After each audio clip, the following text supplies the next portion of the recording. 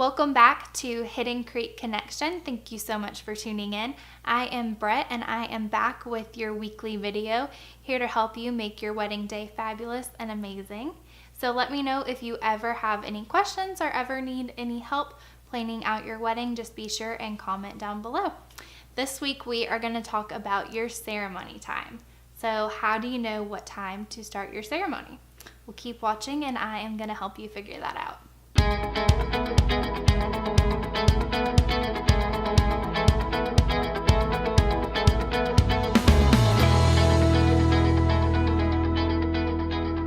So there are many factors to consider when deciding your ceremony start time.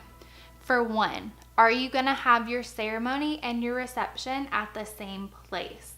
Or are you going to have your ceremony and reception at different places where your guests are going to need to drive from one to the other? So that's something to consider. Let's talk about that. If you are going to have your ceremony, just say at a church. The church tells you that your ceremony has to be at 2 o'clock. Well then, there you go. Your ceremony's at 2 o'clock. That was pretty easy.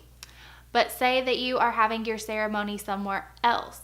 How do you know what time to start? Well, I would say work backwards. So if you are going to have your reception at midnight, then work back from there and think about how long you want your reception to go. The average reception is about 4 hours, and then you're also going to need setup time at the venue. So if you're getting married at 2 different locations, are you going to have your ceremony and have everyone go straight to the reception hall? Or are you going to have a gap in your day where everyone goes home and changes and then comes to the reception later? Those are things to think about. The easiest way to do it is to have your ceremony and your reception at the same place. That is the easiest and best way to do it, because then you're not going to lose everyone in transition. Everyone's just going to be able to walk straight from the ceremony site, straight inside for the reception. No driving, no losing people, no calling and getting directions. Makes it so much easier. So when thinking about your ceremony time, think about how far it is for your guests to drive, and then also what day of the week it is. So if you're getting married on a Friday, think about guests getting off work, how far your venue is from their work, and how much time they're going to need to get there. I would do a later ceremony on a Friday to give everyone enough time to get off work and get to the venue. If you're having a Saturday ceremony, it's pretty flexible because everyone's usually off work Saturdays. You could have it early, you could have it in the afternoon, or you could have it late. It's very flexible. If you're going to have a Sunday wedding, I would say to have your ceremony a little bit earlier, because everyone is going to want to leave the venue a little bit earlier because they're all going to have to get up for work on Monday, and nobody wants to be out partying till midnight or 1 a.m. and then go to work the next day. So keep in mind your day of the wedding when you're planning out your ceremony start time. Also, the biggest thing I can tell you to keep in mind is daylight savings time. I have had so many brides plan their weddings and they are beautiful and gorgeous, and then a week before the wedding they realize, oh my gosh, I forgot about daylight savings time when I sent out the invitations, and we're going to be getting married in the pitch dark. It has happened several times. So if that has happened to you, you're not the only one. Don't feel bad. And the good thing is that nighttime's weddings are beautiful, and you can always have candlelight and it makes it very romantic. So don't worry if that's happened. It's totally doable. But do keep in mind, if you're going to want pictures after your ceremony, which most people do, you're going to want to have at least an hour after your ceremony until the reception starts to take pictures. Your photographer is gonna need at least an hour of daylight to get those pictures done with you and your bridesmaids and the groom and the groomsmen and everyone together and family. There's so many people going into these pictures. You're gonna need a lot of time to get them done. That is also where doing a first look might come in handy. If you are wanting to do a later ceremony, but you know that the sunset is going to be 30 minutes after your ceremony, you might want to consider doing a first look. A first look is where you go up to the groom, tap him on the shoulder, he'll turn around and see you for the first time. Your photographer captures that expression and that special moment together. Then, after you've already done your first look, since you've seen each other, you can do pictures with the rest of your family, your bridal party, and everyone together before the ceremony actually starts. That way, when the ceremony is over, you can go straight into your reception and start dancing and partying with everyone else instead of having to wait that hour where you're just doing pictures. So keep in mind the sunset time when you are planning your ceremony. That is the absolute biggest thing, is the sun. Google is amazing. You can Google any date that you want to and it will tell you the sunset time. I also would encourage you to go to your venue. Say you've booked a year in advance and you know your wedding is next May 5th. Go to your venue this year on May 5th, stand outside and see what the sun looks like at the time that you're thinking you want your ceremony to be. You might get there and realize, oh my gosh, the sun is directly in my eyes or directly in my guest eyes. I don't want to do this time.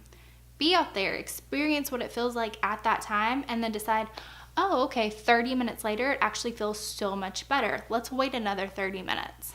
Then you know to postpone the ceremony and invite people at the correct time. Another thing to keep in mind when picking your ceremony time is how long is your ceremony gonna be. So some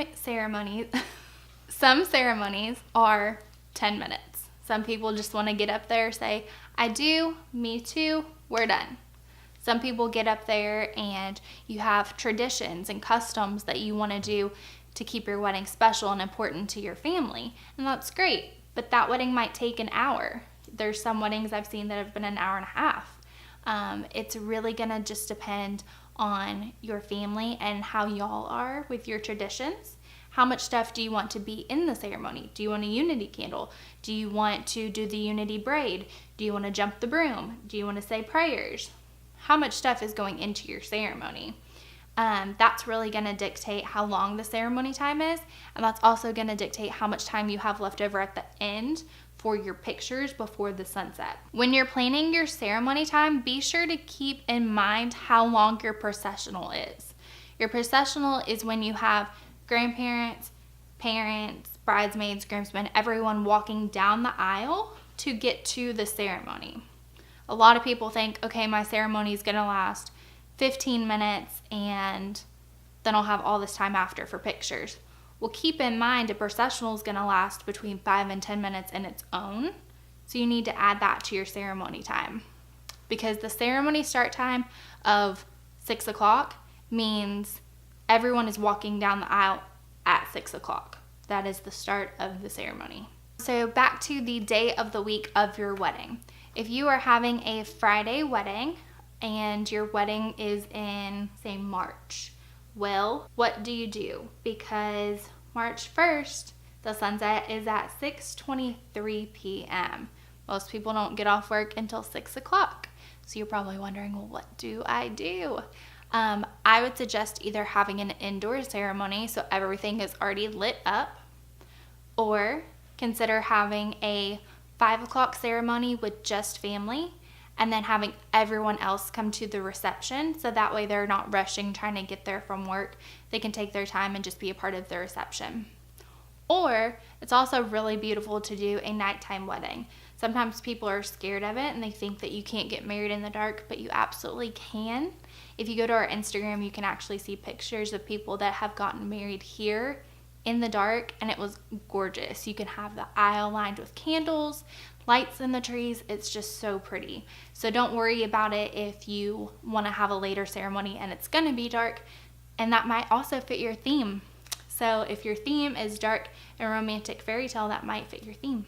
If your ceremony and your reception are at the same place, then you know that you don't have to plan a lot of travel time. So you can do your ceremony right before the reception starts, because everyone's going to walk for 15 seconds into the building and be right there. If you're going to need to drive to the reception site, then you're going to need to plan your ceremony a little bit earlier to allow everyone drive time to the reception before the dinner starts. Nobody wants to start dinner at 8:30 at night because they had an hour drive from the ceremony place. You need to keep that in mind as well and give everyone that appropriate amount of time to get there. So every month is different. You're definitely going to want to look up the sunset time based on the month and the day. Don't just look up the month. That's what I've had a lot of people do, and they don't realize that the sunset is different at the first of the month and the end of the month. Look it up by the date so you know the exact time. When you look up the sunset time, say it's 8:36 p.m., then go an hour from that and say that's when my ceremony needs to end. So if the sunset's at 8:36 p.m., you need to end your ceremony at 7:36 p.m. If you're having about a 30-minute ceremony, including the processional, then you know that you need to start your wedding at about 7. You can also start earlier. That's just the latest I would start because of the sunset. You can definitely start way earlier and get your ceremony going and everything at like 5 or 5:30, and then have that 30-minute ceremony ending with plenty of sunlight. You take those great pictures, you go in for your reception, have dinner, have a little bit of fun, and then your photographer can pull you back out for sunset photos. So you don't have to wait until an hour before sunset to do the ceremony. You can do it way ahead of time and just have your photographer pull you back out of the reception for just maybe 5 or 6 little sunset photos that are going to look gorgeous. I'm so glad that you tuned in for another week of Hidden Creek Connection. Once again, if you did enjoy this video, go ahead and give it a thumbs up so we know we're doing a good job. You can also click the description down low to go to our website. You can also subscribe to our weekly newsletter to get updates whenever we're posting a new video and have special deals going on. Thanks so much. See y'all next week.